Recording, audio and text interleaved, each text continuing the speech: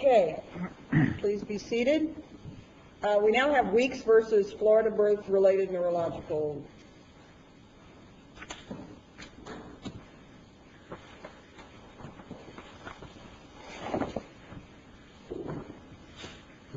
The clock's not reset. I will stop and it. I would like to reserve 5 minutes for my rebuttal. My name is Philip Burlington. I'm here on behalf of the appellants Bethany Weeks as personal representative of the estate of David Weeks and her husband. This is an appeal seeking review of an order of an administrative law judge ruling that they were limited to their NICA benefits and they had lost their common law rights. The critical issue in this case is the notice issue. What do we do with, we have a decision, Alexander, and I know it, well, I think it conflicts with the Ortiz and with Ruiz, but what do we do with Alexander? How do we get around that? Okay, here's how you get around Alexander. Okay, not we want to get around anything, but how do we deal with Alexander and give you any relief? Okay, then here's how to deal with it. Okay. I'd like you to go around it, but no, here's what I think is the way to properly deal with it, and I think it is the way the Florida Supreme Court reached the conclusion that there was not direct conflict. In both Ortiz and Ruiz, the patient, it was undisputed, the patient had pre-registered at the hospital well before the date that she appeared in the emergency medical condition. In footnote 4, Ruiz specifically notes that as a possible factual distinction between their decision. What if we say that's not a distinction? What if we say it's just not a distinction between Alexander and that case? Then what do we do? Well, then it seems to me that you need to, if you wish to deal with it, I believe you would have to recede from it. Well, not have to, but I think you should, because it is unreasonable to rule. Bottom line is you think Alexander's wrongfully decided, don't you? Yes, I do, but I don't have to convince you to recede from it for my client to prevail, I believe. Now, I would like to, yes, but the alternative ground is that because there was pre-registration in our case, and that is undisputed, and the administrative law judge made a specific finding in footnote 8 that it was reasonably practicable for the hospital to provide the notice, if not at the pre-registration, at the 2 prior admissions for multiple days of this patient. The pre-registration is when they fill out all the admission forms, is that right? Well, I don't think there's anything in the record as to exactly what they do, but that is where they manifest the intent that they will have their delivery at that hospital. And the hospital. The purpose for that, because all pregnant women, when they finally go into labor, that's an exigency that precludes them from filling out all this pre-admission paperwork. I mean, is that what that's all about? I believe that is the reasonable construction of it. However, the evidence here is the policy. Excuse me. Alexander specifically says we hold that the statute contains 2 distinct exceptions, each of which independently provides an exception to the pre-delivery notice requirement. Correct. And one of the problems I have with reading the statute that way is that if we take Alexander for what it apparently seems to say, and we look at the statute and what is an emergency, it seems that just about any sort of pregnancy is going to result in an emergency that would create an exception for the notice requirements. And that is our position precisely, that what they are arguing and what Alexander could be construed to hold is that the 2 exemptions swallow the entire rule, and that any help. Well, it seems to be that way, but isn't that what Alexander says? And if we don't recede from Alexander, and it would take an in-bank proceeding to do that, we have Alexander and we're bound by it. Yes, I think that is one way of doing it. You would have to recede from it. I do believe you can say there is a factual distinction, which is what Ortiz and Ruiz reference, that when there is a pre-registration, that is not only an opportunity, but that's when the intent is manifested that patient will utilize that facility for the delivery. And I understand that you can construe Alexander, that has very broad statements that because the patient presents an emergency condition, it negates any prior circumstances, which I would submit is There inconsistent. was no pre-registration in Alexander, at least the opinion doesn't say anything about The that. opinion does not say that. It does say there were 3 admissions. They don't say whether they were emergencies or whether Are they related to the pregnancy? presumably, but the opinion does not go into any factual detail. Was this pre-registration in this case by your client clearly related to the pregnancy and the ultimate delivery in the hospital, or is the record unclear on that? The administrative law judge's order says that it was related to the delivery and that notice, it was reasonably practicable for notice to have been provided at that time.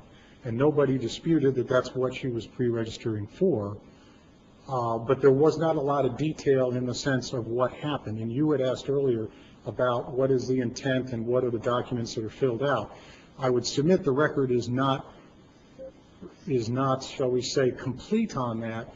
There is evidence that at the time she did report in the emergency condition, they had her sign, I believe it was 5 documents after she was admitted to labor and delivery. So clearly they decide that some documents await the actual labor and delivery, but certainly it's undisputed some paperwork was done, and there's a specific finding in footnote 8 that it would have been reasonable, there was a reasonable opportunity at that time to provide notice to the patient. As to the doctor, it's also, What event under the statute, forgive my ignorance, what event under the statute triggers the notice requirement? well, the notice Commencement of treatment, or what is it that triggers it? It simply says that each hospital and each participating physician shall provide notice. It does not say that there's a triggering event.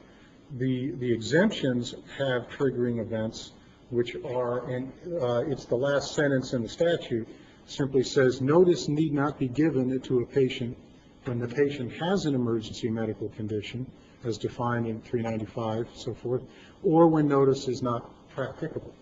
So there's no triggering event. There is a duty, and as the case law has developed, it is clear that the burden is on the healthcare providers to prove that they provided the notice.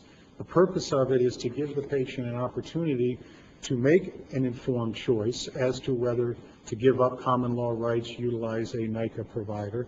And the Florida Supreme Court has stated clearly in the Galen of Florida case that in order for it to effectuate the purpose of the statute, the notice has to be given a reasonable time prior to the delivery so that Supposing she, had false labor and, they went through the whole drill and she gets there to the hospital and they don't provide notice and she goes home and a week later, she goes into real labor and now it is a genuine emergency condition.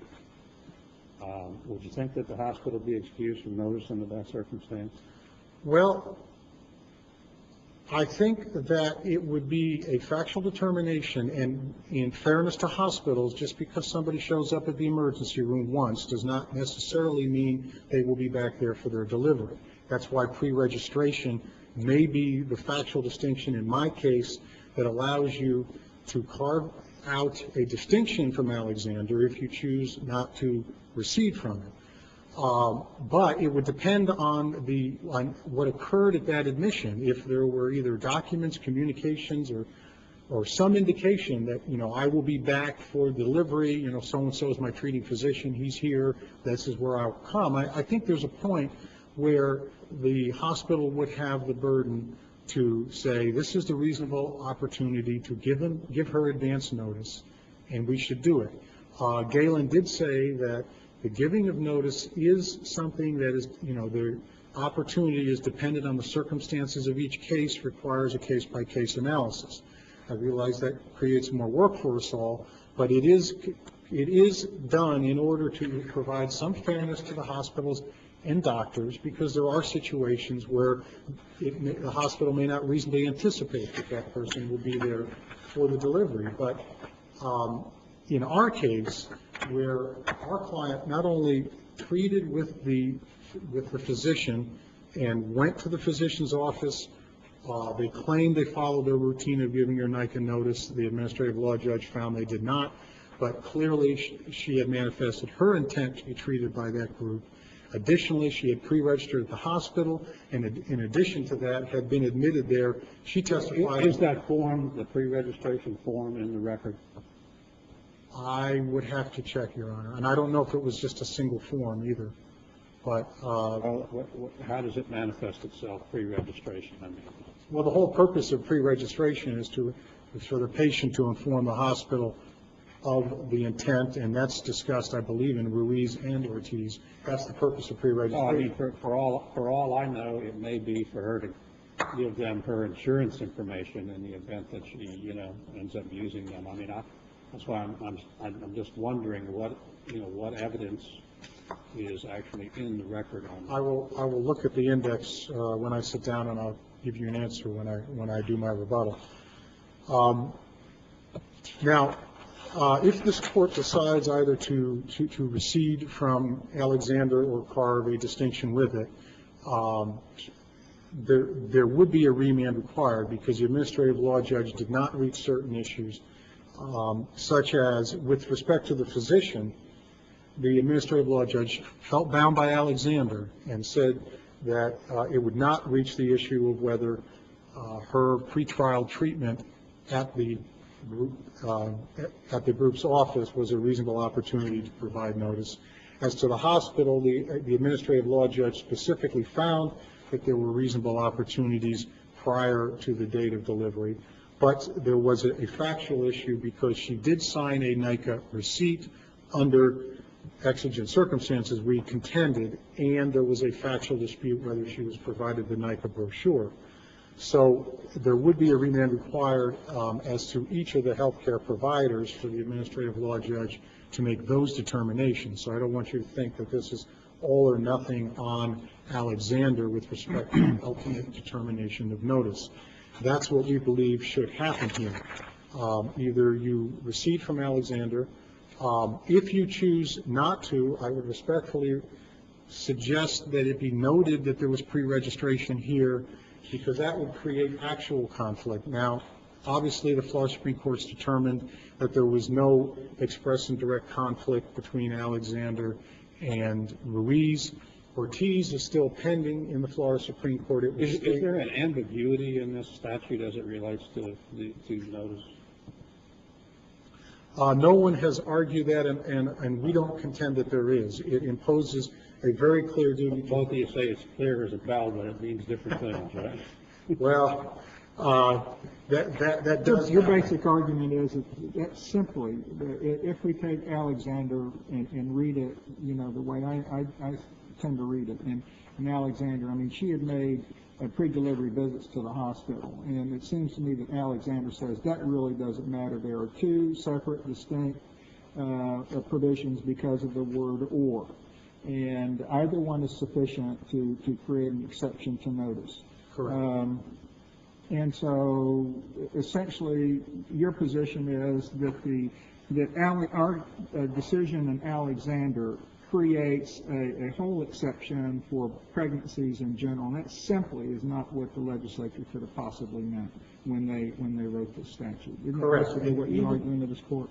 Even if you find an ambiguity, it would necessarily be resolved in our favor, because the Florida Supreme Court has held on numerous occasions that this statute, because it is in derogation of common law, the entire NICA Act and this statute, that it must be construed narrowly against the healthcare providers and liberally in favor of patients. So if you perceive an ambiguity between the exemptions and the clear mandatory requirement of notice, that would have to be construed in our favor. It seems to me that what Alexander did was it construed it favorably to the healthcare providers, and it allowed the exceptions to swallow up the clear intent of the legislature to require notice and to only allow an exemption in circumstances that are exigent, and it does not eliminate the pre-existing duty. And we would respectfully submit that that legislative intent is clear, and Ortiz and Ruiz did express direct conflict, even though one of them noted a possible distinction, which apparently the Florida Supreme Court has accepted, although its opinion declining jurisdiction was not explicit. That I have reviewed the oral argument both in transcript and live form and looked at the briefs, And that is the only factual distinction noted in Ruiz, and that appears to be the basis for the Florida Supreme Court's declination of jurisdiction. Absent further questions, I'd like to reserve the remainder of my time. Thank you. Okay, you have a little over 5 minutes.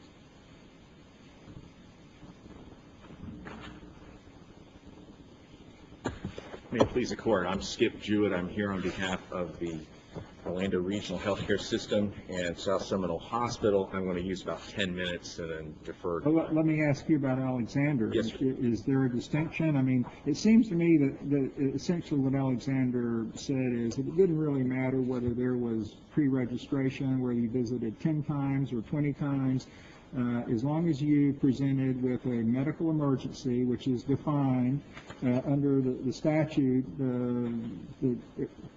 rather broadly, and it seems that opposing counsel is right.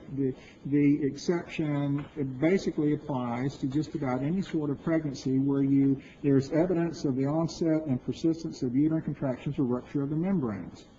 And their point, I think, is well taken. How could the legislature possibly have meant that when they wrote this statute? I would. So my question to you is, do you see that there is a distinction in the Alexander case, or is my presentation to you what you say Alexander says? Judge, I obviously am going to argue Alexander. And I would submit to the Court that Alexander properly interpreted what is essentially a clear statute. 316 essentially. His argument is that Alexander can be distinguished from the other two cases because the other two cases it was clear and concise in the opinion that there was pre-registration and plenty of opportunity to provide the notice. Let me address is that a distinction that we should make regarding Alexander? No, sir. Because in order to buy into the pre-registration distinction, you have to essentially go around Alexander. Alexander very clearly states there's two exceptions. In fact, if you go to Ruiz, despite what the third DCA eventually rules in Ruiz, they also agree earlier in their opinion that there are two separate distinctions: emergency medical condition or no prior practice. So if that's the case, then we need to go to phase 2, which is, do we think that Alexander was properly decided, although we're bound by it unless we recede from it? Well, Your Honor, so my question to you goes back to what is the legislative intent here, and how could they possibly have meant what Alexander seems to say? I will submit. I'll answer that question as succinctly as I can in saying that if the legislature had intended that the emergency medical condition only apply if there had been no prior practical notice, because that's the argument, is that the emergency medical condition only applies if there had been no prior practical opportunity, they would have written the statute that way. If you follow the history of this, back in before Galen and the Africans. But they could have also simply said that we create a blanket exception for pregnancies, and that's it. Oh, and that's essentially. I mean, that's essentially what this court said in Alexander, and that would have been very simple for the legislature to say that. They didn't say that. Oh, I respectfully submit that they did say that because you have to look at the history of this. This exception was not in the statute when Galen and Affey were decided. So in response to that, at least temporally, the legislature in '98 adds this notice exception part of it. Galen and Affey only addressed the prior practical opportunity. It did not address emergency. I understand the history of it, Yes. but I don't want to throw out common sense either. I mean, you would agree that we have to use a measure of common sense when the cases say that, don't they? When you look at a statute and you're trying to figure out what it means, you can look at the literal meaning of the language. And then if you think that there may be some ambiguity, you don't throw away your common sense. You use your common sense in deciding what did the legislature intend, right? Well, the legislature intended, I submit to the court, to create two separate exemptions, one on prior practical notice and the other on emergency medicine. Allow me for a second. Go ahead. If the legislature had intended to make as a prerequisite to the emergency medical condition exception that you also had to have no prior practical notice, then Why didn't it add it in there when it drafted the legislation?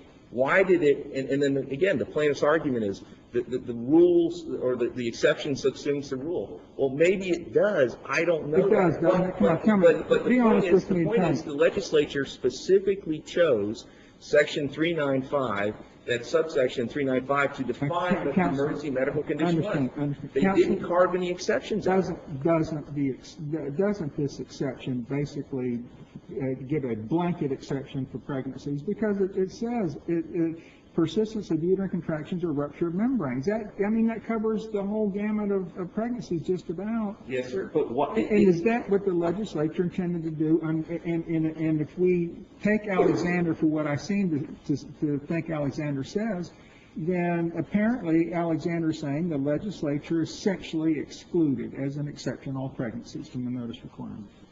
And maybe they did, Judge, but I can't. All I got to say is that if the legislature wanted to carve out an exception, they would have done it. And from a judicial standpoint, the judicial standpoint has to be when you're in. Counsel, let me ask you a question. I think you answered Judge Shulman's question. What event triggers the requirement that the notice be provided? Galen and Appy do not specifically. Well, what's the statute say? What's the triggering event under the statute? All the statute says is at some point beforehand, such notice shall be provided. Well, That's all the statute. Before what? Does it say that it has to be provided before treatment? No, it can be provided. Actually, if you go back to Appy, the first DCA's opinion in Appy, the first DCA's opinion, and I discussed that in my brief, the first DCA's opinion in Appy suggests that the notice can be given as late as the time when the patient comes through the door and is signing other consents. So the notice can be given. But does it have to be given before the baby's born? Yes, sir, it does have to. Why? Does the statute say that, or are you? Well, that goes into one of my arguments I did want to bring up, and it is made in my brief. The Galen and Appy rationale is based on patient choice. In other words, with regard to a patient, does a patient have a choice to choose a physician who is participating in NICA or not participating in NICA? Now, what has happened is I guess what you're telling me is that the statute doesn't say that the notice has to be given before the baby is born. Correct. And in fact, You're going to the policy underlying the statute to reach that conclusion. correct. In fact, in Appy specifically. Does the notice have to be given as near as practical after the woman becomes a patient? No. It says At some shall point. provide notice to the patients, right? Correct. The patient is a term of art, isn't it? Well, the patient obviously is going to be the mother who's delivering. Well, I mean, it's not a prospective patient; they're a patient. I mean, it says notice has got to be given to patient. Don't they become a patient at the point of pre-registration? Potentially, but again, that goes back to if you're going to require the giving of notice of pre-registration, you're essentially negating Alexander, which says that. Oh, why can't we just say that the statute means that you are supposed to provide notice at the point in time that they become a patient, unless they become a patient under circumstances that constitute an emergency? Because that's not what the statute says. Well, I mean, the statute's very clear. It says emergency medical condition. This is an emergency medical condition, or when notice is not practical. That's what the statute says. You're starting with the exceptions and working backwards. I'm starting from the requirement of notice and then getting to the exceptions and trying to square them both. Mm-hmm. It seems that the requirement of notice under the statute is triggered by when the individual becomes a patient, because it refers to the word patients.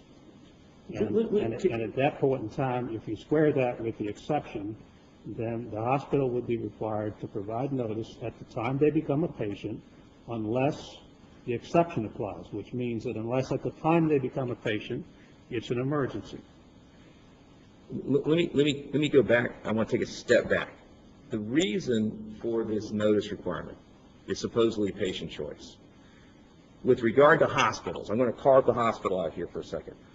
And I've argued this in my brief. Hospitals, patients don't have a choice essentially, to choose between a NICA hospital and a non-NICA hospital. They do have a choice to choose between a NICA participating physician and a non-NICA participating physician. But the interpretation of the NICA statutes requires hospitals to participate in NICA. So this thought about when we register. Are you making the argument to us that simply because most hospitals out there are not participating, that therefore vitiates the notice requirement because the choice is now gone? I mean, the patients don't have a choice between this hospital and this hospital because they're all not participating, and therefore, that vitiates the notice requirement? That's the realistic look at it, Your Honor, because if you're going to deliver babies, if the hospital's going to deliver babies in this state, they have to participate in NICA. And really what comes down to is whether the physician participates in NICA or not. And so this, whether you give them, and this goes back to the emergency medical condition or the prior practical notice. If you're going to hang the argument on for emergency medical condition on prior practical notice, and if you're going to hang prior practical notice on patient choice, with regard to hospitals, a patient has no choice. They can deliver at a hospital. They can move. They can move, yes. Or they can elect to have the child at home, maybe hire a midwife. They could do that. They could, I guess, in that situation. But realistically, that's not going to occur. So in this situation, we have a very clear statute that says emergency medical condition is this, or prior practical or lack of prior practical notice. Alexander got it right. Now these other courts, Ruiz, they got it wrong. And Ortiz, they got it wrong. They got it wrong. They don't like what the statute says. They don't like what this court ruled in Alexander. They essentially say that could not possibly be what the legislature meant, and I think they made a pretty good point about that. Correct. Well, I respectfully disagree. And I'm running out of time. I'm going to let my co-counsel get up here.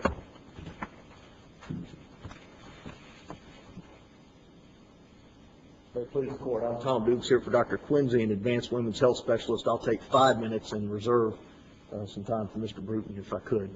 I wanted to touch base with Judge Sawaya on his concern that the exception swallows the rule.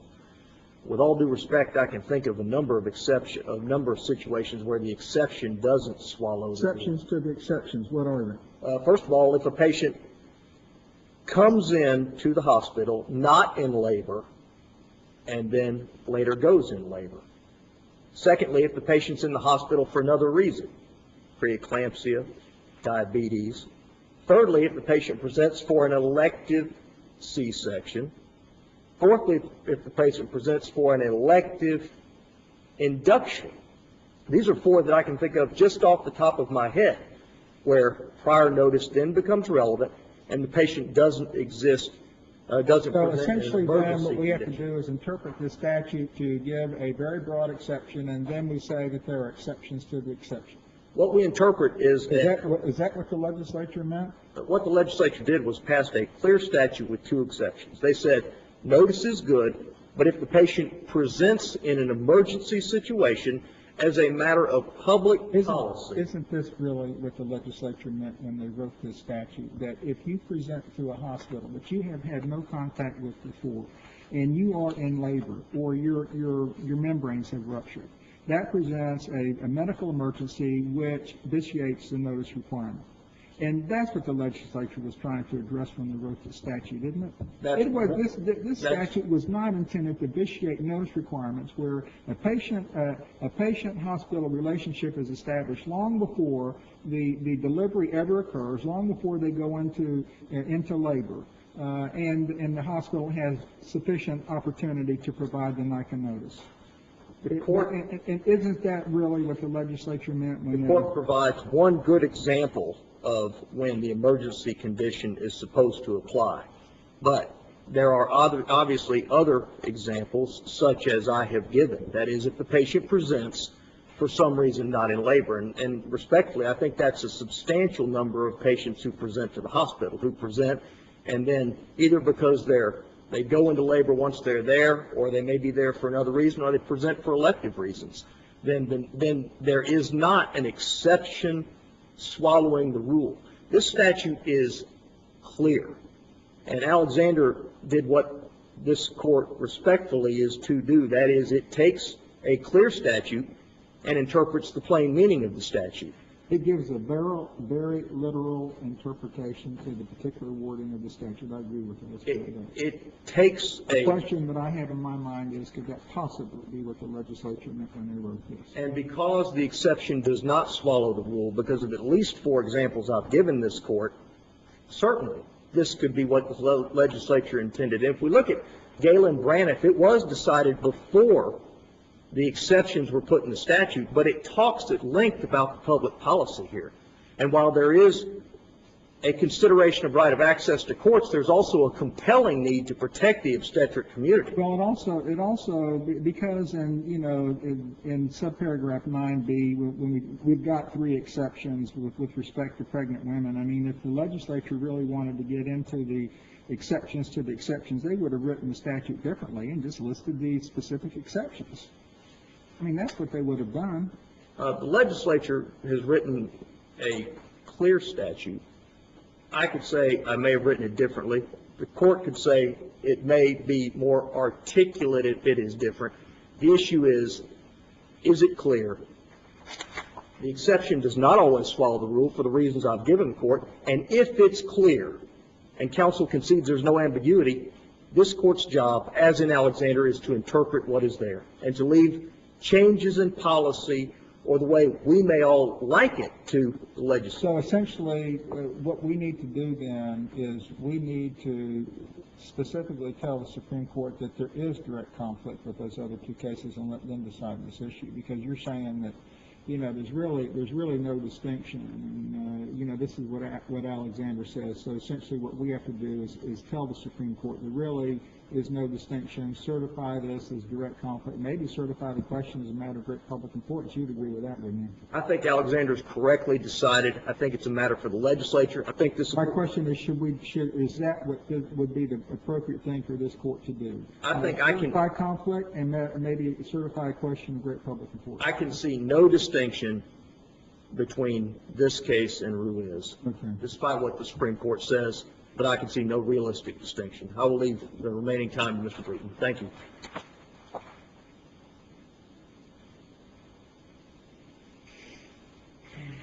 Your Honor, if I may, real quickly in addressing your question and Judge Torpey's question, I argued the Alexander case, I argued the Ruiz case down in 3rd District and in the Supreme Court. Basically, Alexander is essentially a case where the lady presented to the hospital in a non-emergency situation to establish a patient care provider relationship, right? Not exactly. What happened was the lady presented herself several times to the hospital, saw the OBGYN at least one of those times. None of it turned out to be pregnancy related. Then showed up at the last time in an emergency condition.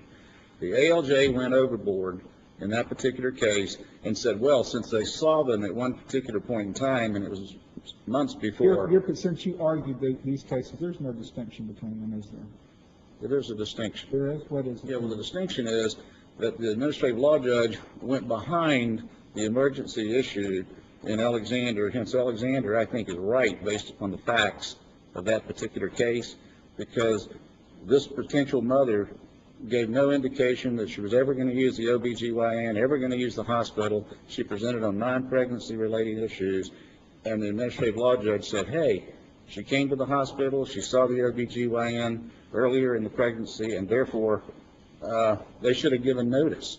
Well, that's like saying anybody walks into a hospital or a doctor's office that's slightly overweight should get a NICA notice. And we think that the Supreme Court heard the oral argument, and I argued it for the Supreme Court. And the issue there was in both Ruiz and Ortiz, there was pre-registration. The Supreme Court specifically decided that there was no conflict. They just issued a notice to show cause why Ortiz should also not be dismissed. So it's the pre-registration rather than coming to the hospital, and you're saying in Alexander that her prior visits to this hospital had nothing to do with the pregnancy. Okay, well, then there is a distinction between Alexander and the other two cases. And the hospital didn't know this person was going to ever present to give birth, and the physician that saw her never knew that they would ever be there. And you could have that same set of circumstances with another OB/GYN, like in this case, which never saw the patient. Okay, if that's the case, then we have pre-registration in our case, and we didn't. With the hospital. Okay, with the hospital, and we didn't have it. All I'm asking you is a matter of interpreting the statute. In this particular case, we had pre-registration. In Alexander, we didn't. So therefore, there is a distinction from what you're telling me between Alexander and this particular case. So that we would not necessarily have to apply Alexander to the hospital. Yeah, I think the issue here, in responding to Judge Torpy's question, is you've got to give the notice before birth. After birth doesn't work. The courts have already ruled on that. Well, then, yeah, I mean, that makes sense because you had a medical emergency already. Right. And so I think it's sometime prior to presentation for birth. I think that the one message we don't want to send to the administrative law judge, and I know I'm running out of time, but one message we don't send to the administrative law judge is in cases like Alexander, that you go behind because somebody had a chance sighting within a particular area and then found that they were on call that night and gave no OB services but saw them earlier.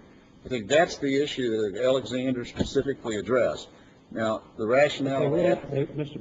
Gruden, if they went in for a couple of times with false labor and there's a couple of week hiatus and then it's actual labor and there's an emergency, you know, why shouldn't that be a situation where the hospital should have provided notice? Well, that's my point. Yeah. I agree with you. I think that you can't get into a situation where if you got no pre-registration, you didn't get any notice, and the ALJ can't be sent the message that you go behind every emergency that may happen, or the emergency exception becomes a nullity. And so I think that Alexander was correctly decided. I argued Alexander was correctly decided in the 3rd District. I argued it was correctly decided in the Supreme Court. And the Supreme Court had directly before them exactly what you said in Alexander and why it was there, and they declined to find a conflict, even though it was specifically certified as a conflict. So, Judge Lloyd, I think the Supreme Court may take the Alexander case and say that's the case, but I don't think all of the exceptions, I don't think it swallows everything. But I do think that if somebody does pre-register, there may be a reasonable opportunity, and I think that's your question. And from an administration perspective, that may be where you're headed in this particular direction, but we don't want to toss the Alexander case under the bus, because I think it was correctly decided based on what happened, and we're going to have those circumstances. If we find that there is a distinction between this case and Alexander, we send it back. His position is that the issue of the doctor, notice of the doctor, was never really, addressed, not addressed, but decided in the proceedings below. Is he correct? I think the issue on the doctor was the doctor never saw the patient ever before. And so under those circumstances... But his presentation to us, I specifically understood him to say that issue was really never fully adjudicated below. So if we say that there's a distinction between this case and Alexander and send it back, then they have to resolve that issue. I think the ALJ actually, perhaps, but I think the ALJ specifically said that the doctor never saw the patient prior to delivery.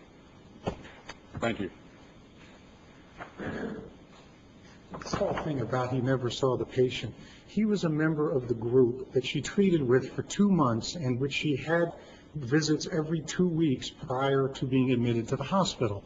We know from the Sun Life case that a hospital or a group of physicians can do one NICA notice for every participant in the group or hospital. So this easy solution that he never saw her, he was in the group that she treated with for months beforehand. They had an opportunity. Yes, it was not specifically adjudicated. The ALJ took evidence. He suggested there was sufficient, it was practicable, but said he didn't have to decide it because of Alexander. Judge Torpy, in response to your concern about what is in the record, Petitioners Exhibits 4 and 5 are the Seminole Hospital records from 2 admissions in October of 2002. Now, the record only shows that at some point in October of that same month, she pre-registered. I can't tell you whether those pre-registration documents are in there, but she was admitted for 3 and then a separate occasion 5 days for pregnancy-related difficulties in October, the month before her delivery, at this same hospital. It is very clear that also the fact that she pre-registered, and in fairness to the parties below, at the time this case was decided, the only appellate decision was Alexander. Neither Ruiz nor Ortiz were decided, and nobody was on notice that pre-registration would be the significant distinction. Counsel for NICA did argue in the Supreme Court, and if you look at either the transcript or the visual presentation, his position was it was distinguishable, that Ruiz was distinguishable from Alexander because of the pre-registration. That's all he said. Didn't get into the details of what happened, and I think he was entitled to do that. But on the other hand, at this point, we're entitled to say if that's the distinction, then Ruiz and Ortiz would be directly contrary to a decision of this court that where you have pre-registration, Alexander still applies. Now, Alexander does not take into consideration, neither did any of the 3 arguments you heard this morning, the fact that the statute, number 1, has to be construed as a whole. You cannot take an exception and eliminate the rule. The argument that, well, she could have presented not in labor and subsequently gone into labor. The evidence was undisputed from the nurses that the policy of the hospital was not to attempt to give the NICA notice until she was admitted for labor and delivery.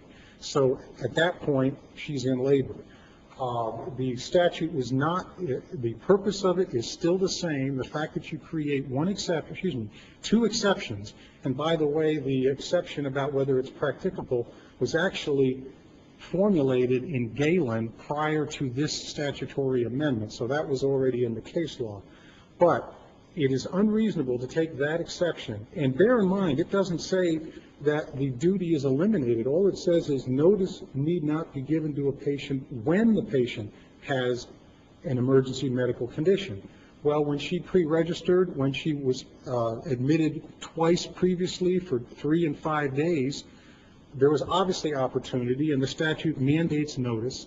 Supreme Court has said it has to be a reasonable time before the pregnancy to allow the patient to make a reasonable decision. It is unreasonable to say that simply because they say you don't have to give it to her when she is in an emergency medical condition, it eliminates the unequivocal requirement that notice shall be provided. So it is our position that you can either we would love for you to recede from Alexander. You don't necessarily have to if you find pre-registration being a significant distinction. But we think the appropriate construction of this statute is as Ortiz and Ruiz construed it, and they each express direct conflict. The Supreme Court obviously has a discretion to decline jurisdiction on any grounds, actually, but the oral argument and in the briefs it was clear that the only reasonable justification for declining jurisdiction that was given to them was the pre-registration issue, and they did not get into details as to what had to be done at pre-registration in order to create that exception in either the Ortiz or the Ruiz case. And therefore, it's our position that the order of the administrative law judge should be reversed and the cause remanded for the resolution of the factual issues relevant to notice as opposed to the legal issue, which we submit the ALJ, while he had to follow Alexander at the time, that should be eliminated and he should be directed to resolve the factual issues. Thank you. Thank you, counsel.